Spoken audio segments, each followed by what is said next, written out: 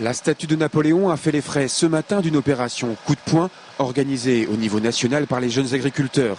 Objectif, interpeller l'opinion publique et l'État sur la situation d'un secteur qui connaît une crise sans précédent sur fond de baisse des prix et de hausse des charges. Toute la peinture rouge qui est mise aujourd'hui, c'est pour symboliser le sang, enfin c'est vraiment le symbole parce qu'aujourd'hui on vit tellement sur notre dos qu'on nous saigne et que si demain on n'a plus de sang, mais il n'y aura plus d'agriculteurs. Donc c'est un peu le slogan qui est mis à travers les différentes affiches que vous pouvez voir derrière.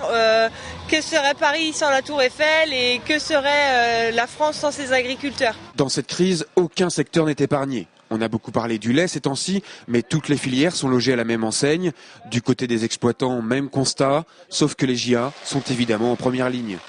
Plus particulièrement les jeunes agriculteurs qui sont plus sensibles aux effets de crise, tant par leur récent reprise de capital et investissement. Les raisons de manifester sont donc nombreuses, mais pour la FNSEA et sa branche jeune, les JA, il s'agit très clairement de reprendre la main après le conflit du lait et de remobiliser les troupes en vue de la journée d'action du 16 octobre.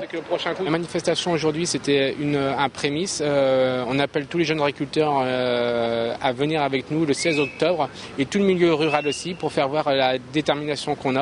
Donc à venir avec nous le 16 octobre à Nantes pour faire voir comme quoi le milieu est vraiment en crise.